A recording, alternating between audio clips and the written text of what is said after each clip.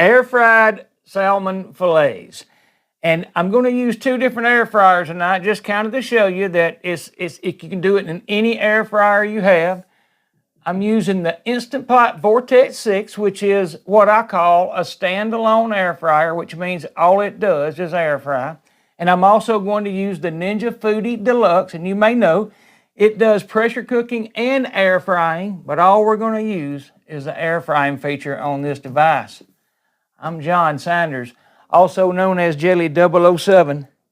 Let's cook some really good, quick and easy salmon fillets in your air fryer.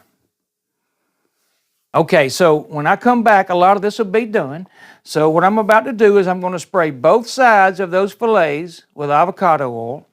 And then I'm going to lightly dust them with my Lawry's seasoned salt. Now you may have your own seasoning that you use on salmon, and by all means use that. I love this stuff and there's nothing wrong with it, but you may have your own.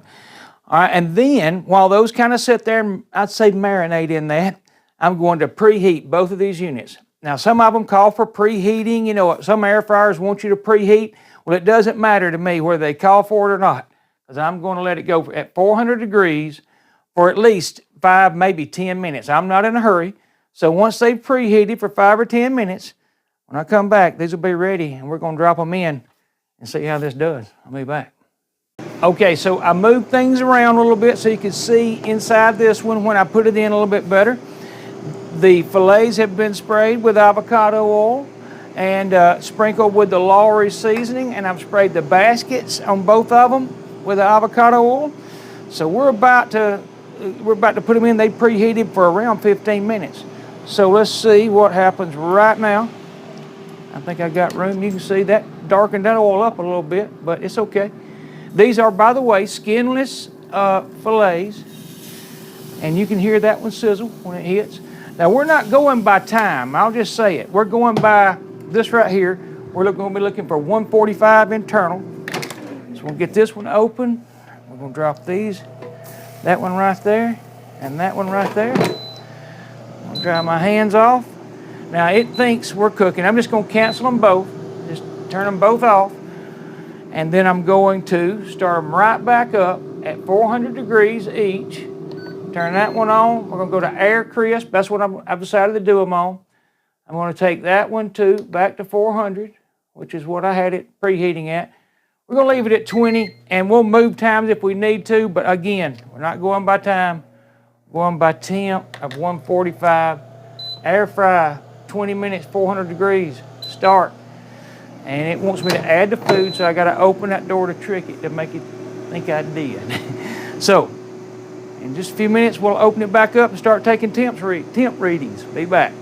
All right, we're coming up on the 10-minute mark. I'm going to take some temps, and let's see, get this where I can see it better. Wow, 150. I saw the lowest temp I saw was 150.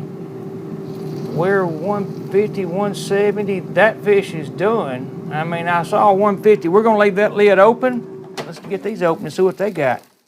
In fact, can you see that? Yeah. These are a little thicker, it seems like. They did a little different, there's no doubt. But 151, 149. I might leave these in just a minute longer, but the Ninjas are definitely done. In fact, I'm going to get those out of there. 170. It's this one piece right here is the only one I got that's, you know what? It'll do. We're going to pull it out. So, I'm going to get those out of there. As a matter of fact, I'll do it right now. These probably need to come out first. And let's just see how they do coming out of there, because they're going to be tricky. I want them off that heat, though. So, there comes one. I did lose a little piece, but no crisis. Probably should have used some tongs. But they look fine. There's nothing wrong with them. I did lose that little piece. It broke off a back right there, but you can see they look fine. And then right here, we'll pull these out, and you can see they are. I don't know if they just cook different, but they did swell a little different. There's no doubt. There's a little bit of difference there. So we're going to put the ones from the Instant Pot up front and the ones from the Ninja in the back. But you can see they're little, maybe it was the cut of the fish, but you can see these are a little thicker from the Instant Pot. So anyhow, I'll get those, we're gonna let those rest a minute and we're gonna take a look at them and see how they taste. All right, right there they are. And you can see there's nothing at all wrong with them. Now the back two, which came from the Ninja, were a little thinner, and I think that's why they got done a little faster. But take my word, the piece that fell off right here, I've already ate, and there was nothing wrong with it. And I'll even show you how well you can see it flakes. I mean, that's perfectly cooked salmon if you ask me. And I know salmon, whatever how you say it. And I'm Southern.